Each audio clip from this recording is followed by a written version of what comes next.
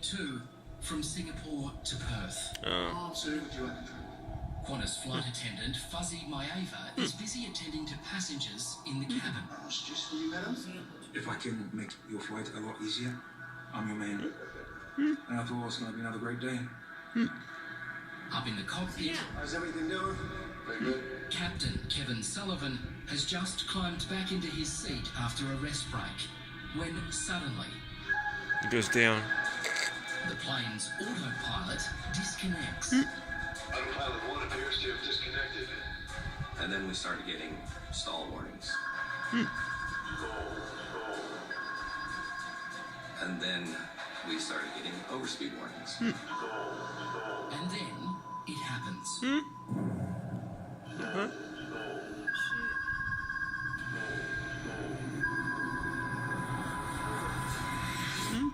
The plane, it started going down, pitching down, violently down.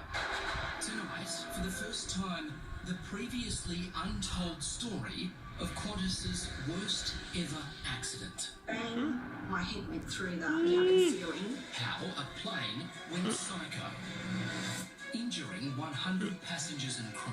You died 6 or 7 times on the operating table. I'm lucky to be here alive. And destroying once happy lives. It got to the point where I tried to take my own life. The hero pilot who fought against his own plane to save his passengers and crew. The automation is there to keep you safe. It's actually trying to kill us. And how the lessons of Qantas Flight 72 have gone unheeded. All of us are deeply sorry for the loss of life. With 2 planes crashing within 6 months of each other, killing all 346 people on board. When you see what's happening with the 737 MAX accidents, they're the same. They were in no man's land. They didn't know what was happening. And their instinctive reaction to pull back and stop the ground from hitting them was not enough to save the day. Kevin Sullivan doesn't fly anymore. What happened that day in the skies over the Indian Ocean has affected him profoundly. I could have hidden it, but I think it's more courageous to be honest with yourself and honest to say, yeah, it's affected me. I don't shirk my responsibility as a commercial pilot and a captain. I reached the point where it was best that I stop. Growing up in California, Kevin always dreamed of being a pilot.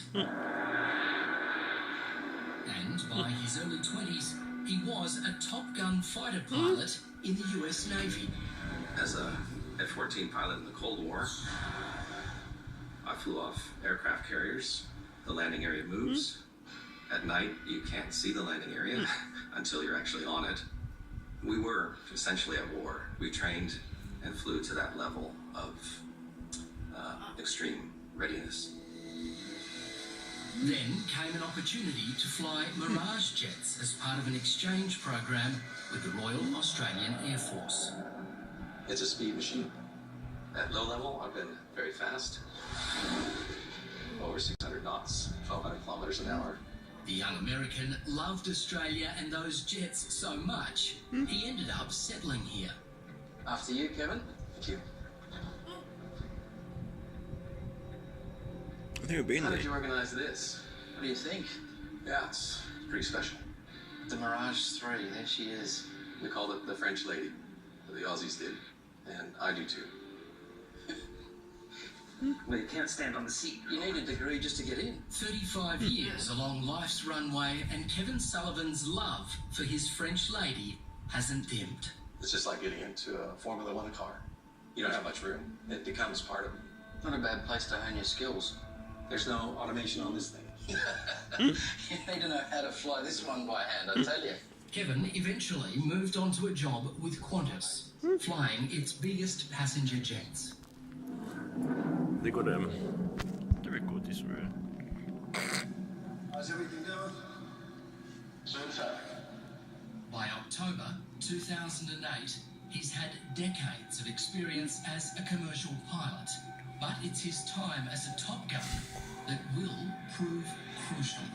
We were coming up to the northwest coast of Australia. We could see it out the windscreen, and the Indian Ocean was calm and blue. On this clear blue day at the controls of a Qantas Airbus, Captain Kevin Sullivan is about to be tested in the most dramatic way possible. Autopilot 1 appears to have disconnected. When was the first indication of trouble?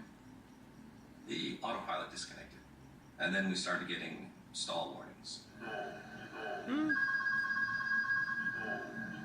It sounds like stall means the plane will stop flying, it will start to go down. And then we started getting overspeed warnings. Stall warning and overspeed at the same time. It's impossible. Doesn't make sense to me, because overspeed is you're at your maximum limit, and stall means you're at your minimum speed limit. What the hell? Get me back in here. Let's start the signal to flight deck, please. And then the plane started moving. And initially it was a dip.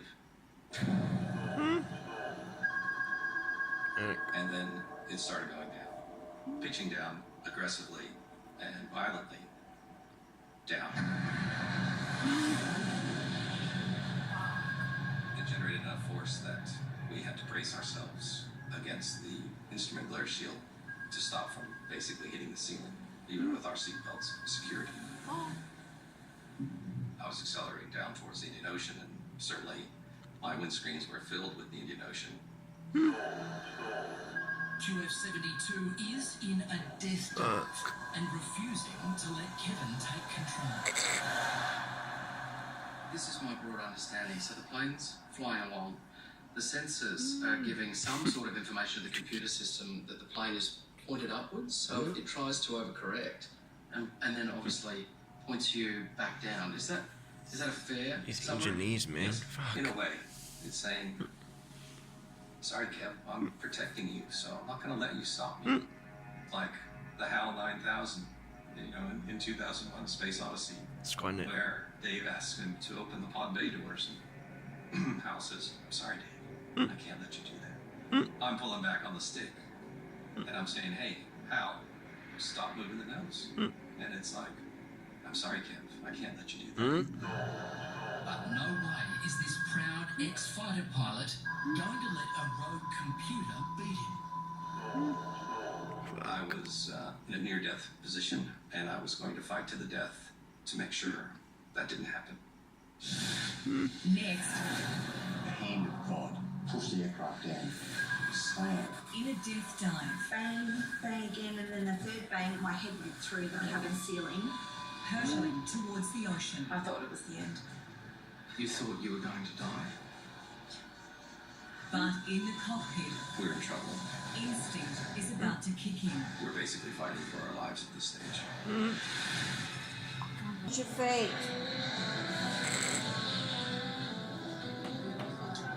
Qantas Flight 72 from Singapore is cruising comfortably at 37,000 feet.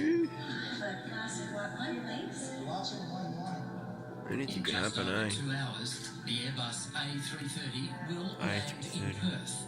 It's been a routine flight. Some of the passengers on board are off-duty Qantas staff returning from holidays. Among them, Bruce Southcott, a flight services manager travelling with his wife, Caroline. The aircraft was flying flat and still. Then I watched a glass of wine sit there, just out of ripple.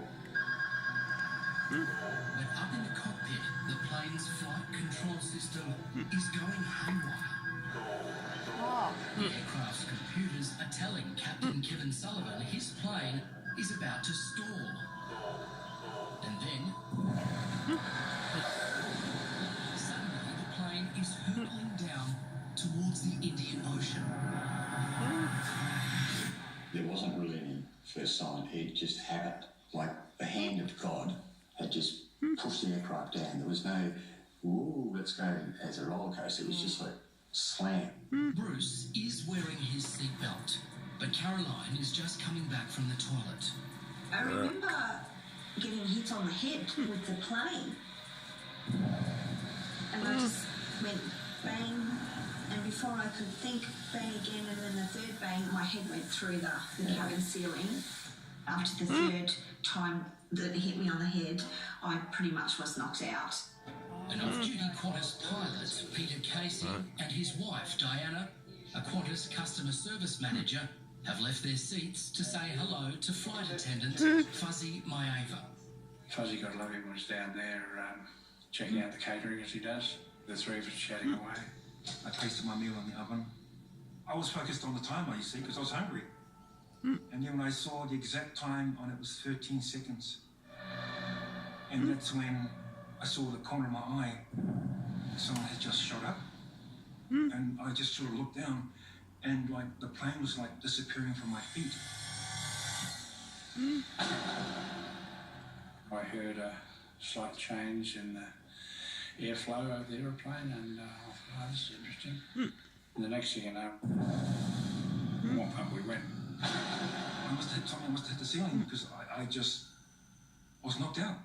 The three of us up at the ceiling, probably only for seconds, but it seemed like an eternity.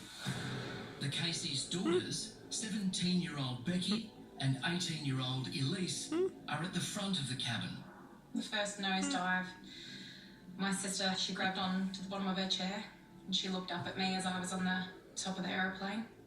You were actually pinned to the ceiling. Yeah, Did it feel like forever? it did. Felt like a few minutes.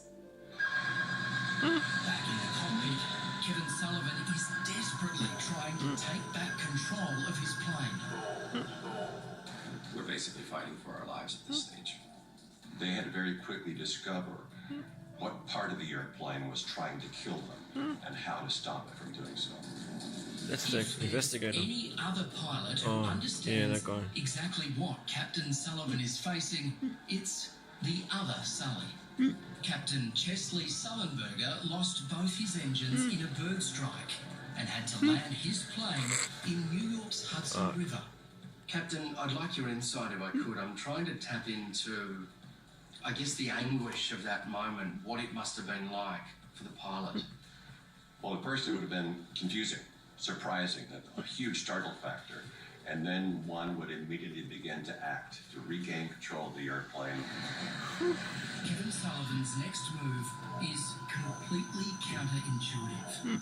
Instead of pulling back on the control stick, he lets it go. I have a choice to make. Do I hold on to it or do I release it? And my military training for out of control is to release, neutralize controls. It works. The plane is no longer falling from the sky, but now passengers are being smashed back down to the floor. We heard an almighty crash coming from the cabin, and that was the people's bodies. That was the galleys coming apart. Galleys. And it's Oh, the food scene. sounds like a 40-foot shipping container full of cutlery and glass that is sent down a ramp into a brick wall. I just came crashing down. My sister, she was eating and her fork went in my arm. Got a bit stuck when I came down. It's the little things that you remember. When I came back down, I hit the armrest. Yeah. And then I realised that Broke it. my bones were clicking in my back, and I realised that there was something terribly wrong, very wrong. I couldn't move off the floor. That the staff were asking me to go back to my chair, and I couldn't get up at all. I couldn't move my legs at all. Your legs weren't working. Nope. My ankle was broken, so my ankle was just sort of hanging. Eventually another passenger came and picked me up and put me in my chair. Hit the galley bench. That's what woke me up. All I could hear was the crushing sounds. My ears going, I don't know what the heck is going on. All I see is blood rushing out of Peter's head. And Diana, she's unconscious. And then I see the two girls I was looking after. Oh man, one of them who was sat on the aisle seat, she stuck her hand out to me and she was just crying. And to me, that's like my own daughter. You know, anybody's. I mean, I just couldn't do anything. And I just felt so helpless because I couldn't move. Back in the cockpit, Kevin Sullivan has pulled the plane out of its death dive. What the hell was that? Happens But again. he's still fighting for control. It's the primary flight computer. Now we're in this revolver of faulting systems. In effect, this is a total system collapse. The plane is starting to melt down. Automatic brake's not working. Spoiler's not working. Let's get us back up to 37,000 feet. I'm still pretty coherent. Yes, my cage is a little bit rattled because we don't know what's happening. And just 2 minutes later, Don't you do it. it happens again. I'm basically a passenger. I'm an observer now. The automation that's there is supposed to be keeping me safe, not putting me into harm's way. And I got very angry. I thought it was the end. Really?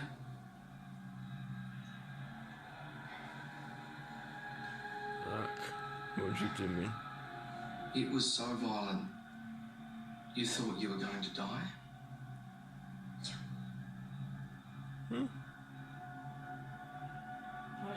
I think being so young as well, not having experienced life outside of high school yet, you don't really know what to expect in the big world. And honestly, I just thought that was it. All I could hear was the sounds of we were going to die. But you just hope to God that it happens quick and Death. yes, and not to, I don't want to feel any pain. I was frozen like a block of ice, just waiting for it to happen. Once again, Kevin Sullivan's military training saves his plane. We have lost auto pitch trim. Can we turn it off? No idea if or when it will happen again. Another failure in trim 3. Reset? No. Don't. Everyone responds to trauma differently. Kevin Sullivan cracks a joke. He picks a line from another of his favourite movies, Flying High. Looks like I picked a bad day to quit sniffing glue. First Officer Peter Lipset had been on a break when the plane went into its dive. He's injured, but he makes it back to the cockpit. That's a shit flight out there. I think I've just broken my nose. Congratulations. Strap in, we're in trouble. I made the assessment that we're in trouble. And I've never used those terms in any situation prior to that in my extreme flying career. Next, Mayday. 172. An out-of-control airplane. 30,000 feet up aboard a crippled airliner. Flight control computer malfunction. It was a matter of life and death. The remarkable acts of courage There was no choice. It was fight or die. and strength that saved lives. She was incredible. She could lift anything. She reminded me of Hulk. She was amazing.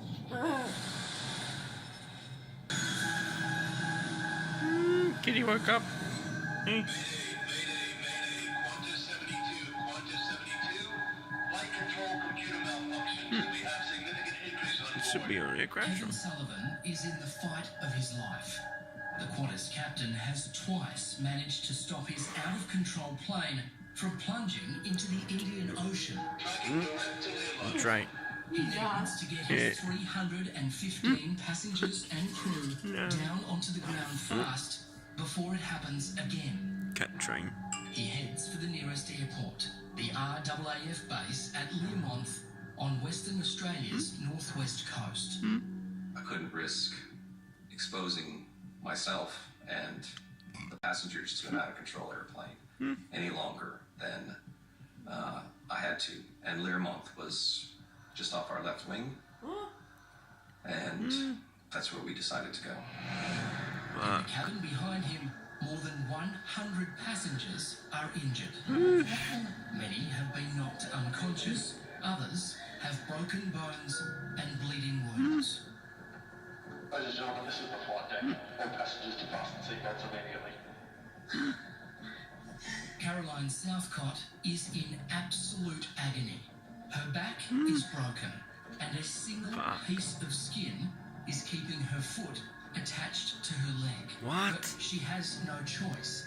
she has to sit in her seat.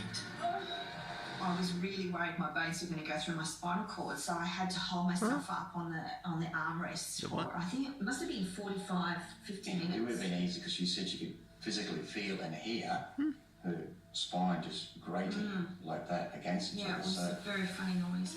Prior to that, I've never had bad pain. So it was a matter of life and death. It was a matter of suck it up, princess. We've got to do something here. Caroline now notices that her nearly severed left foot is facing backwards. During all this pain, she looked down at her ankle and said, "That's not right, I'm not happy with that." She pulled the ankle forward, rotated it, Fuck that. and clicked it back into place. We said it. I think there was no choice. It was fight or die. In the rear galley, Peter and Diana are all badly injured. Fuzzy is desperate to get to the two unaccompanied children he is looking after. They should have like a But bed or his something. legs won't work. I couldn't move. I wanted to. I tried so much to reach out, and I knew I could not move. Peter is bleeding profusely from a head wound. Diana has suffered a badly injured back and shoulder, but somehow she finds the strength to help the people around her. I tell you what, Diana, man, she's incredible. She's like, she might be a Hulk, you know. The adrenaline came out of her, and like she could lift anything, you know. And she made it happen. And I can hear Diana say, "Okay, Fuzzy, you're next." Nearly there. Man, There we go. Just put the belt on. she's incredible. I'm telling you right now, man. That lady deserves recognition for what she did. Pretty amazing wife you have there. Very proud of her. Very proud. Diana Casey is one of the true heroes of this story, but you won't hear her speak. It's a slap in the face to Diana's extraordinary courage, but Qantas has refused to let Diana or any of its current staff be interviewed for this program. As a former employee, Fuzzy Maeva isn't bound by such small-minded constraints. How on earth did she manage to get Fuzzy, if you'll allow me, a reasonably big unit, up off the ground into the seat? Oh man, she just sort of just grabbed my pants, you know, and just grabbed me, you know, and like I felt like I was being pulled by, you know, by a 6'8", you know, athlete, you know. And then she just looked at me and she just shook me and says, "We're going to be okay." And she just gave me a kiss on the forehead.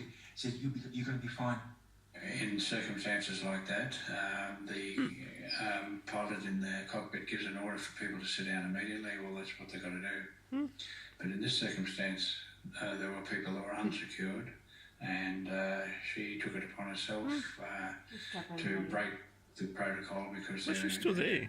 A need to, and I totally, completely agree with her. There's a need to care for people that needed to be secured. Final check. With dozens of his passengers requiring urgent medical attention, Kevin Sullivan now has to land his crippled Airbus A330 on that remote airfield at Learmonth. Okay, we're on visual approach. Then you'll thrust. How can she still work? Oh, she doesn't work in the airplane. He's She now works. flying his aircraft entirely by hand. But Kevin knows that at any moment, the plane's computer might try to wrest back control. You down? 1,000 feet. But now we know that at this point, if something happens, we don't have the altitude to recover. Don't you do it. I'd break.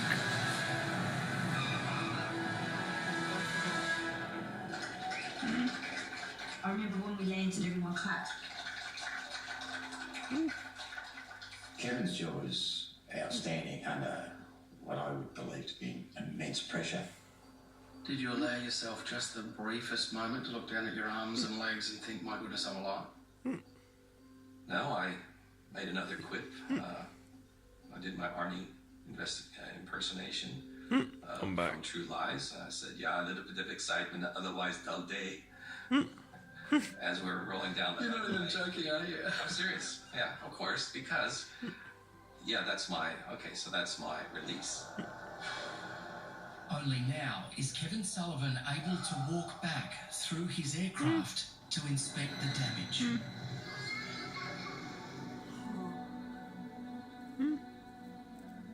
I call it the walk that changed my life. It's quite confronting. The interior of the cabin was almost destroyed. There are holes above the seats where passengers' heads have punctured the plastic, and there's lots of them. Of course, there were children. The children had huge contusions on their heads, where some were bleeding, and the parents are holding their children, trying to console them as I walk past, and the look of what you did to my kid will never leave. There was almost a moment for you, as you made that walk, where you felt it, that your heart was breaking. Is that true? Yes. It's not his fault. He saved their lives, though. Time out. So this is a critical part. It's a valid question.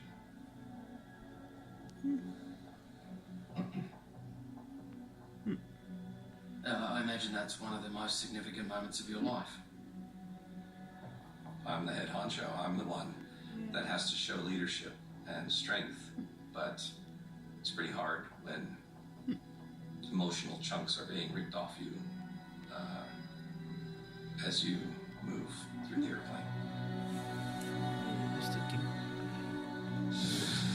Next, The pain was unbearable. I think I nearly passed out. the rogue Airbus is on the ground, The doors flung wide open. It was chaos. but the emergency is far from over. Still very real. Very, very. You died 7 times on the operating table. I'm lucky to be here alive. Wow. What's the rego? A rego. They're not going to show the rego. Qantas Flight 72 has landed at the remote Learmonth airstrip on the northwest coast of Western Australia. It's an enactment. Captain Kevin Sullivan has brought his plane down safely, but with so many lives in the balance, the emergency is far from over. Local rescue crews swarm through the plane. The emergency services came on board, and it was just like it was chaos. The pain was unbearable. I think I nearly passed out. And the next minute I got a morphine stick stuck in my mouth. You suck on that, big fella? I imagine that was a pretty big relief. Yeah, he said, suck on that, big fella. I can remember that, suck on that, big fella.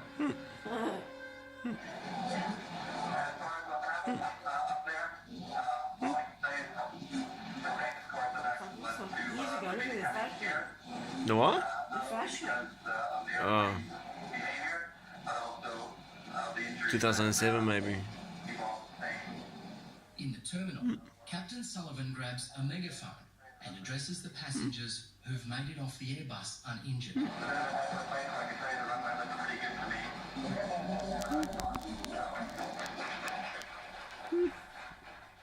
I made some comment about the runway looked pretty damn good to me as we rolled out for landing. And at that point, everybody was cheering again. Kevin is relieved to be on the ground, but he now knows what was happening in the cabin while he was wrestling for control of the plane. More than 100 passengers are injured, some critically. They were accelerated into the ceiling, and with such a force that their heads broke through the plastic. It's not soft. It's aviation-grade plastic. The most seriously injured are airlifted to Perth by the Royal Flying Doctor Service. Among them, Caroline Southcott. The pain in my back, it was pretty bad.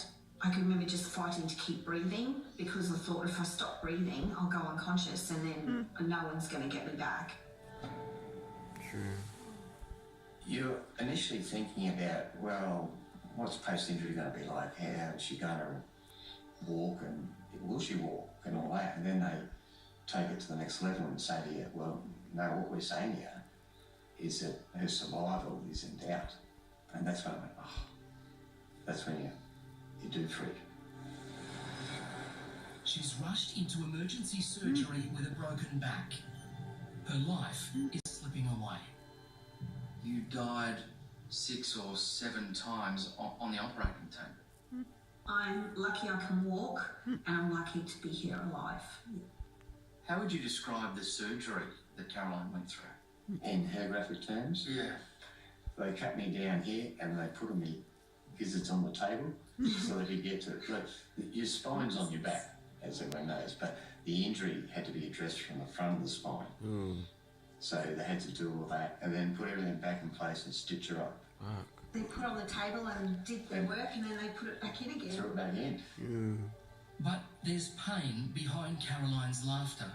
Her body is a miracle of surgical architecture.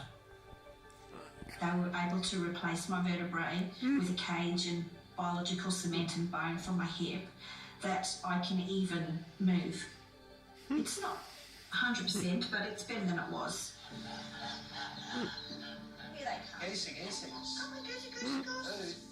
Then there's the mental anguish. Nowadays, Bruce and Caroline live as near recluses on their property in Queensland.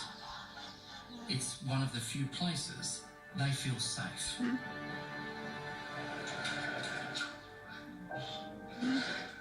There's a lady. Becky refuses to fly and lives with the trauma every day.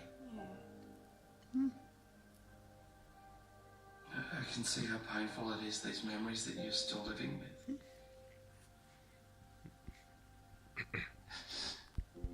It's still very real.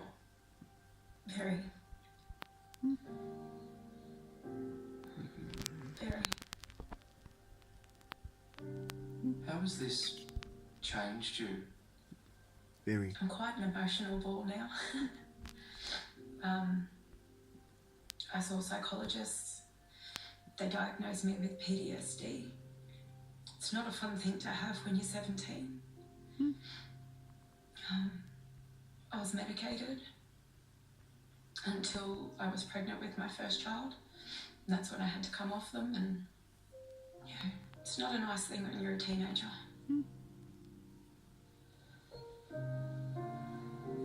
Flight attendant Fuzzy Maeva can't work anymore because of his injuries. I had to replace both knees. I've now got 2 titanium knees, and I ruptured a spleen in my spine. I have 7 damaged discs. That's the pain I get every day, and they trigger on the nightmares and the flashbacks. It's really severe. It's really bad. I can't even sleep properly at night. I toss and turn, and that's when the flashbacks come. And so, in order for me to get around that, I keep hitting the wall just to ground myself. Gee, Fuzzy, that is an enormous thing for one person to have to deal with. Even now, you're still having flashbacks, still hitting a wall. It got to a point,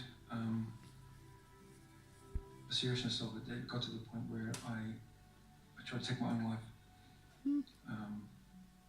I ended up in ICU for a coma for a week, and because I couldn't take it any longer, the pain was unbearable. I'd been medically retired as well, and I thought to myself, what's happening?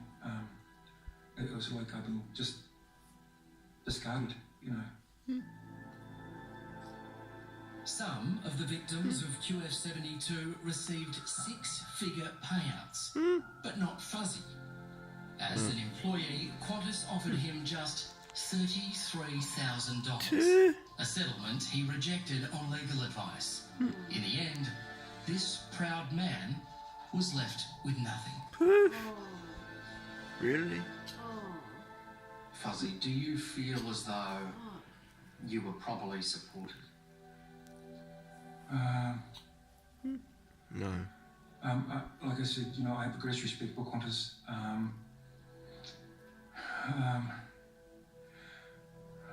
It's quite so tight, man. It's a tough question, I know. Yes. I can see that even now you're reluctant to criticise the airline that you loved. But the reality is that for you, some support, any support, would have made the world of difference. It would have helped me and my family a great deal, to be honest.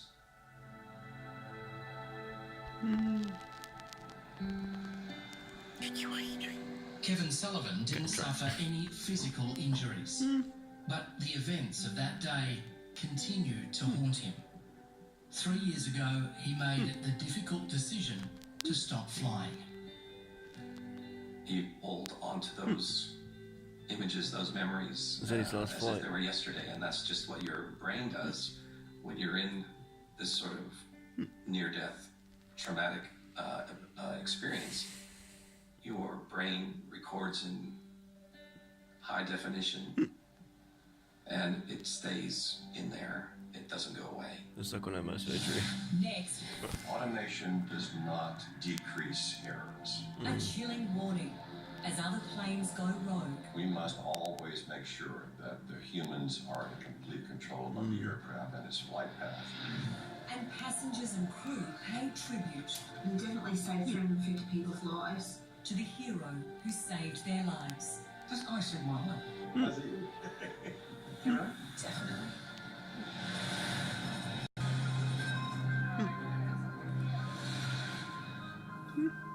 Qantas Flight 72 was cruising at 37,000 feet when the onboard computer suddenly went haywire, Storm. sending the plane hurtling downwards. The Australian Transport Safety Bureau blamed incorrect data for the emergency, but it hasn't been able to explain how or why that happened. Really? It all sounds eerily similar to the recent Boeing MAX crashes. In those two cases, flight computers reacted to faulty data. The pilots couldn't regain control of their planes, and 346 people died. It's important also to remember that while humans are often the least predictable part of the safety system, they are by far the most resilient and adaptable. The ones who can confront a challenge they've never seen before, and in a short period of time figure out a way to solve even that crisis. Captain Chesley Sullenberger, the hero of the Hudson River landing, believes that replacing pilot skills with increased automation is a fatal mistake. What we have learned in aviation is that automation does not decrease errors, but it changes the nature of errors that are made. As we use more and more technology in the cockpits, we must always make sure that the humans are in complete control of the aircraft and its flight path. As a former elite fighter pilot, Kevin Sullivan had the skills to bring his plane down safely. The passengers and crew of QF72 know they were incredibly lucky. This guy saved my life. And he gave me an opportunity to be here, and I'm breathing. I'm here in the flesh because of that man. Fuzzy Maeva is now campaigning to get Captain Sullivan and his flight crew the recognition they deserve. I think they deserve the Qantas Diamond Chairman Award, and also the Cross of Valor. I believe that's the Australia's highest civilian bravery award. So if you're out there, please sign that petition. So it'll help get Kevin and his men acknowledged and recognised for what they did. We owe our lives, period. Yeah, everyone does. Do you think that he should be recognised for that? Absolutely. No, I do. No, I said that. We definitely saved 350 people's lives. Yeah. Hero? Definitely. Definitely, without a doubt. Yeah, I would too. What would you say to him? You can do it. Thank you. Is it Give him a big hug. change.org, I think it is. Petition. Becky can't get on a plane to deliver that hug. So it's coming there. But Fuzzy Maeva has bravely cast aside his fear of flying and flown from New Zealand to thank his hero in person. And I know you still think about the passengers. They're very top of mind for you. We actually have one of them here now to say a bit of a hello. Is that right? He's just over there over your left shoulder. You might remember this young man. Oh, mate. Good to see you, my brother. Is that Gucci? Oh, mate. You look... Welcome. Thank you. Oh, my brother. Oh, mate. Mate, good. He has been dying to see you. Yeah. Fuzzy, is this the first time you've flown? Yes, this is the first time. Mate, You can tell I've it's been dying many to years meet ago you. because You're the reason I'm the here. other age. If it wasn't for you, Kevin, we will not be here. And I'm serious. A lot of people may have said that, you know, see job. The many, pay for it. yeah. No, this is very unique. And that's why I'm so passionate in trying to get this in the public realm to get the Qantas Group and the Australian government to acknowledge and recognise you, because this is something unique and this is unheard of. You know, and that's why I'm so passionate, and I will never give up. I will never give up you, brother. I will never give up. And those calls for recognition are taking off. What Kevin Sullivan achieved that day has come to represent a line in the sand for pilots who refuse to relinquish any more control of their planes to computers. Captain Sullivan, from one Sully to another, I congratulate you on having built and led your team well in facing such an extreme crisis on QF72, keeping your passengers and crew safe. Alive. And since you're a former U.S. Navy naval aviator and fighter pilot, bravo, Zulu. I salute you. And in case you're wondering, Bravo Zulu is Navy speak for well done, mate. And that goes from all of us at Sunday night. If you would like to support Fuzzy's campaign to have Kevin Sullivan and his crew properly recognised for their heroism, head to our website for all the details, where there is also a statement from Qantas. Oh, yeah. And if this story has raised any issues for you, help is available. Stay with 7 now, and thanks for making us part of your Sunday night. Thank you. Is that it?